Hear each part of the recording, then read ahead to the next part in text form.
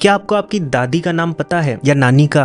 क्योंकि अगर आपको पता है तो 80% चांसेस होगी कि उनके नाम में देवी, बाई, मती, वती ऐसे शब्द होंगे। उनके नाम में कोई जाति या सरनेम नहीं होगा। तो जो हमारी दादी परदादी थी वो दादा और परदादा के सरनेम से नहीं जानी जाती थी, जैसे कि आज की स्त्रियां अपने पतियों के सरनेम से जानी जाती हैं। ये तो हो गई एक बात। दूसरी, हम दहेज पर बात कर लेते हैं। आजकल दहेज पर बहुत कंटेंट बन रहा है। तो हिंदुओं में दहेज था ही नहीं। इसके बारे में ग्रीक हिस्टोरियन एरियन लिखते हैं अपनी किताब the invasion of India by Alexander the great. उसमें वो बताते हैं कि जो भारतीय थे वो विवाह दहेज के लिए नहीं करते थे, उनके लिए टैलेंट ज़्यादा इंपॉर्टेंट होता था। फिर इसके 1200 साल बाद अल्बेरूनी भारत आते हैं और वो लिखते हैं कि भारतीय बिना दहेज के विवाह करते हैं। बस जो दूल्हा होता है वो दुल्हन को एक गिफ्ट देता है जो उसे वो वापस नहीं ले सकता जब तक दुल्हन की इच्छा ना हो। लेकिन फिर प्रश्न उठता है कि ये हिंदुओं को दहेज की आदत लगी कैसे? तो ये आदत लगी अंग्रेजों से। असल में यूरोप में एंशिएंट ग्रीस के ही समय से दहेज की प्रथा चली आ रही थी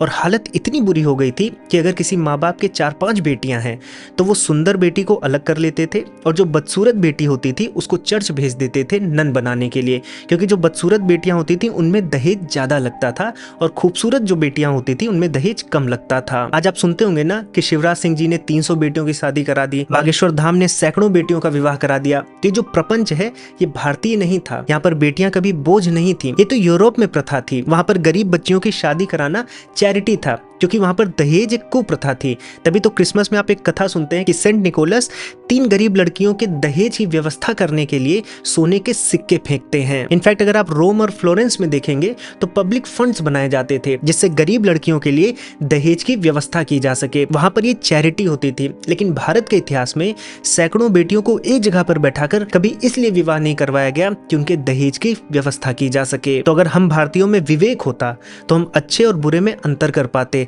लेकिन हमें विवेक नहीं था। हम अंग्रेजों को अपना सुपीरियर मान लिए और उनके अच्छे बुरे सबको हमने आत्मसात कर लिया और इस तरह से दहेज जैसी यूरोपियन कुप्रथा आज हमारे हिंदू समाज का एक अंग बन गई है। आप कमेंट में बताइए और ऐसी अंग्रेजों की क्या बुराइयां हैं जो हमने आत्मसात कर ली हैं।